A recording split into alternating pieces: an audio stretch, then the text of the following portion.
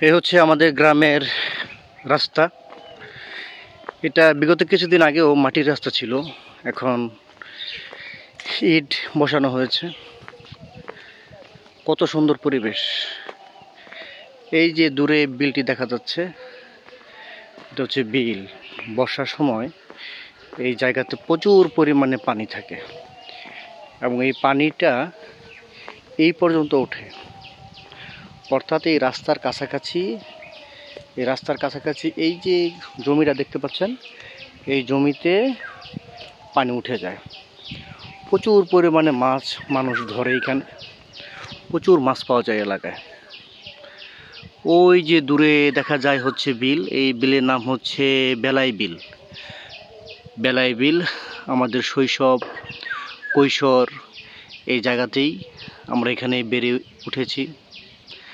গ্রামের পরিবেশটা খুবই সুন্দর এবং সামনে হচ্ছে ধানের জমি, সুন্দর সোনালী ধান হয়েছে। এই সাইডটা হচ্ছে আমাদের বাড়ির পূর্ব পাশ, বাঁশঝাড়।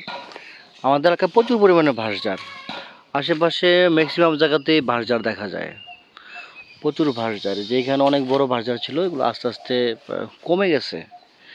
আগে আরও বেশি বাঁশঝাড় ছিল, 20 বছর 25 বছর আগে প্রচুর পরিমাণে বাঁশঝাড় ছিল।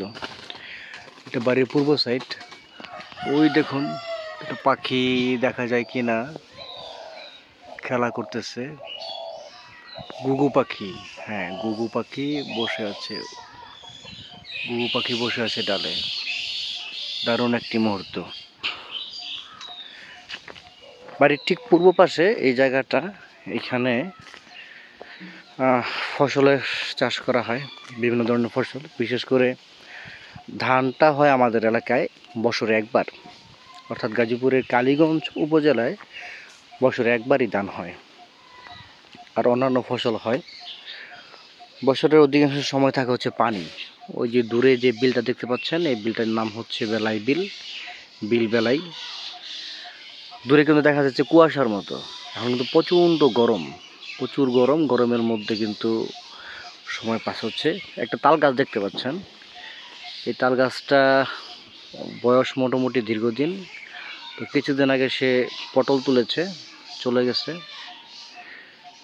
দারুণ একটি মুহূর্ত। আসলে গ্রামের এই দৃশ্যগুলো আমাদের সবারই মন কেড়ে নেয়। দারুণ একটি জায়গা, দারুণ একটি পরিবেশ।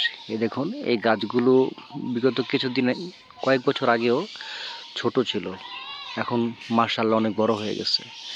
দেখতে খুবই ভালো লাগে, খুবই সুন্দর একটি জায়গা। এই তাল গাছগুলোর মধ্যে আগে বাবুই পাখির বাসা ছিল, এখন বাবুই পাখির বাসা দেখা যায় না। তেমন একটা বাবুই পাখির বাসা নেই। দেখেন পাশাপাশি 3টা তাল গাছ, দেখতে কিন্তু খুব সুন্দর লাগতেছে। এখন তাল গাছের সংখ্যা আস্তে আস্তে কমে যাচ্ছে।